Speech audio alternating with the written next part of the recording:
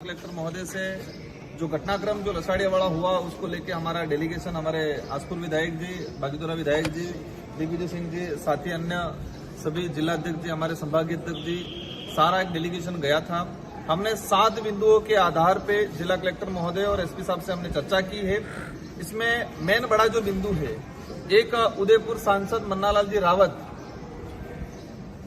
उन्होंने एक वीडियो इनका वायरल हो रहा है, उसमें कहा गया है कि जो बीएपी से जुड़ा आदिवासी है उनके लट मारो और उनके घरों में आग लगाओ।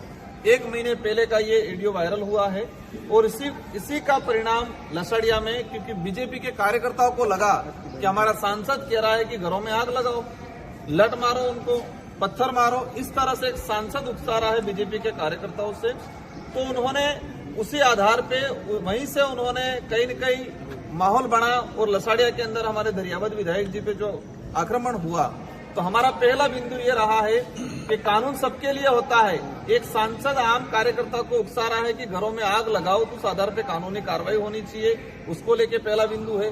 सेकंड चीज, वहां पर लसाड़िया के अंदर कुछ कर्मचारी नेता बन के काम कर रहे हैं, भाजपा के कार्यकर्ता बन के, चमचे बन के काम कर रहे हैं। एक दिनेश मीणा करके कर्मचारी है, उस कर्मचारी को निलंबन करने की बात हुई है, लेकिन प्रशासन वर्तमान में लाचार बना हुआ है। प्रशासन लाचार बना हुआ है, उनको पता है कि हम ये कार्रवाई करेंगे तो हमारी कुर्सी चली जाएगी। हमने सारी एविडेंस दे दी है, आज चर्चा की है। कलेक्टर साहब ने हालांकि आश्वस्त जरूर किया हमको जाते जाते कि मैं इस पे कार्रवाई कर लूंगा।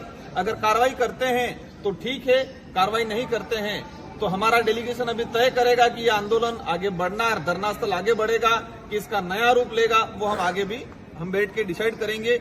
लेकिन यहाँ पर जो स्थिति बनी हुई है, भाजपा ने अधिकारी कर्मचारियों को इतना डरा रखा है, धमका रखा है, और कुछ बात अलग है, कुछ चापलूसी कर रहे हैं वो अलग है, लेकिन लसाड़िया घटनाक्रम में जो कर्मचारी दोषी है उस पर किसी प्रकार का कानूनी कार्रवाई शिक्षा विभाग की तरफ से, कलेक्टर साहब की तरफ से अभी तक नहीं हुई है। 5 दिन होने आ गए हैं।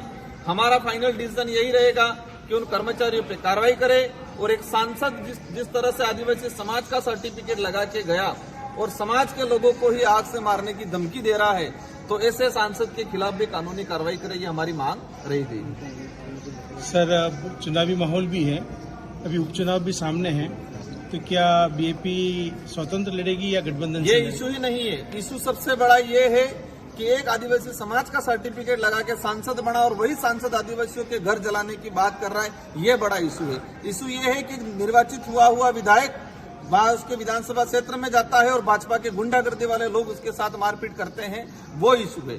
तो हमारा आज जो बड़ा इशू है, चुनाव का इशू ही नहीं है। भाजपा जिस तरह से देश में पूरे राज्य में माहौल बना के रखा है, वो इस इलाके में भी चलाना चाह रहे हैं, हम कतई चलने नहीं देंगे। हम चाहेंगे संवैधानिक दृष्टि से शांतिपूर्वक तरीके से मामला निपट जाए, बाकी हमको जेल जाना पड़े उसके लिए भी तैयार है।